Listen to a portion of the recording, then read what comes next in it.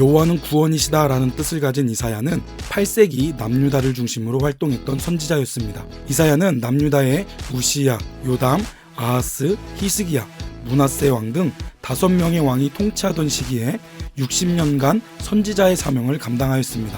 이 시기에 북이스라엘에서는 7명의 왕이 교체되고 호세의 왕 때에 마침내 아수르에게 멸망당하게 됩니다.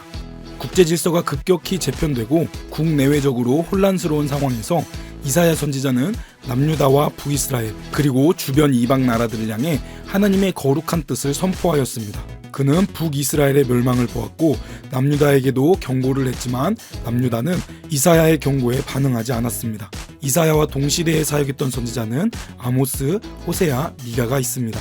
이사야서는 하나님께서 더 이상 하나님의 말씀을 따르지 않는 이 백성들을 깨끗하게 하셔서 새롭게 하실 계획을 말씀하고 있습니다. 이사야서는 크게 두 부분으로 나누지만 중간에 히스기야 시대의 역사적 사건이 기록되어 있습니다. 66장으로 이루어진 이사야서는 66권의 신구약 성경과 유사한 구조를 가지고 있습니다. 전반부에는 구약 성경과 같이 불의하고 범죄하는 이스라엘과 열방을 향한 하나님의 준엄한 심판이 선포됩니다. 하나님의 심판은 하나님의 택한 백성일지라도 예외되지 않았습니다. 하나님께서 선지자를 보내신 목적이 바로 이들의 죄를 지적하고 경고하여 당신께로 돌아오게 하는 데 있었습니다. 따라서 범죄한 인생은 하나님의 심판을 피할 수 없는 것입니다. 하지만 하나님이 경고하시는 궁극적인 이유는 심판에 있지 않고 구원에 있습니다. 하나님의 거룩하신 뜻은 택한 백성을 죄에서 돌이켜 구원에 이르게 하는 데 있습니다. 하나님은 심판 중에도 회개하는 자를 불쌍히 여기시고 구원하십니다. 그것이 바로 이사야서가 말하고 있는 남은 자 사상입니다. 그래서 후반부에는 신약 성경과 같이 구원하시는 하나님이 기록되어 있습니다. 신약의 중심이 메시아의 고난을 통한 인간의 구원인 것처럼 후반부의 위치상 가운데인 53장에서 메시아의 고난을 예견하고 있고 뒤이어 그를 통한 구원이 기록되어 있습니다. 신약에서 예수 그리스도 이전에 세례 요한이 광야에서의 외침으로 시작한 것처럼 하나님의 구원과 소망을 알리는 이사야서의 후반은 여호와의 길을 예비하고 사막에서 하나님의 대로를 평탄케 하라고 외치는 자의 소리로 시작합니다.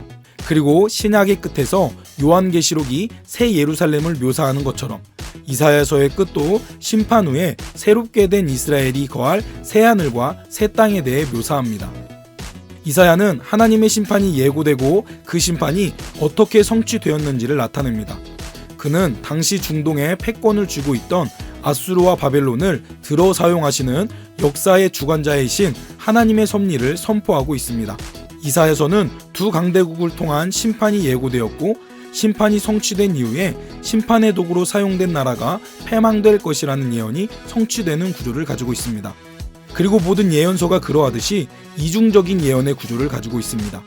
1차적으로는 역사 현장에서 살아가는 사람들을 대상으로 기록되었지만 궁극적으로는 메시아의 도래와 나아가 세상 마지막 날 재림하실 메시아에 의해 수행될 심판과 구원의 메시지를 담고 있습니다.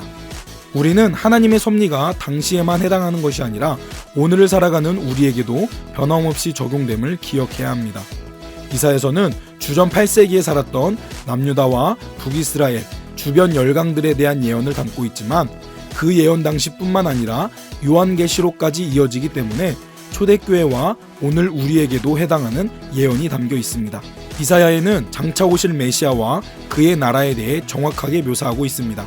이새의 줄기이자 다윗의 자손이시며 거룩한 성령으로 충만한 분이시고 인간을 자비와 의로 심판하신다고 말합니다. 역사의 시간표 앞에 이미 오셨고 다시 오실 메시아를 소망하며 살아가시는 복된 하루가 되시기 바랍니다.